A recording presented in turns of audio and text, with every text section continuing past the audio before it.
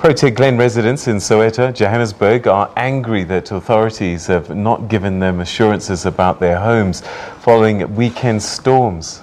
Homeowners of properties built by Cosmopolitan Projects say they're paying bonds as high as 7,000 rand. The storm damage has highlighted residents' complaints that the structures they bought are structurally unsound, and they're asking how the building regulator gave the green light for shoddy workmanship. Feeling betrayed and angry, local Protea Glen residents expressed their frustration. Last weekend, storms shook the very foundations of many of their homes, some left with uninhabitable structures. They had called for a meeting with the builders of their home and the house building regulator this morning to provide them with answers as to how to proceed. But they failed to show up at the due hour, and their anger expressed. Community is burning tires because this morning we did invite NHBRC, stakeholders like Cosmopolitan and Chiron to come on board and address the matters that are occurred here. Most of the houses they are built on poor workmanship, which they result to cracks and leakage on the ceilings due to geysers. Long before the recent storm, residents whose homes were built by Cosmopolitan Projects had complained about poor workmanship of their homes. They reported cracks appearing shortly after occupying the properties. Residents say their cries fell on deaf ears. The storms have served as a flashpoint highlighting their plight. And these residents are set to pay substantial sums over a 20-year period.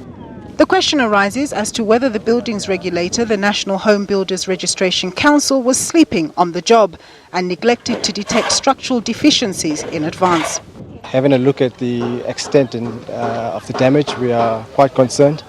Our teams are on the ground to look at and assess the extent of the damage and causes of the damage, and then to understand what transpired and was it design issues, was it workmanship issues, was it poor inspections, and then to take a course of action based on those outcomes right now. Residents whose homes were materially damaged by the storms are struggling to get the necessary support from their insurers. Like Lizzie, actually, she indicated that she went to the bank to submit all the papers with regards to the claim for insurance. The insurance said you must pay 2,500 depending on the amount of damage that occurred. Yes, so that means if there's more than the damage, it's more than 100,000. That means that she'll pay maybe 6,000-7,000 on access.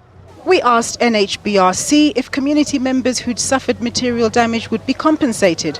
I think let's wait for the outcome of the investigation. Let's understand the roles, the responsibilities and accountabilities, and based on that outcome we'll be able to establish who is responsible or who should be compensating residents for the damage, if so.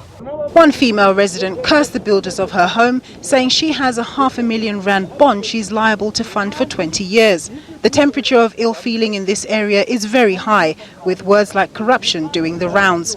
Residents want the NHBRC to determine for the complete overhaul of their buildings, as they believe the vast majority of them are in fact death traps. Nompumelelo Siziba, SABC News, Johannesburg.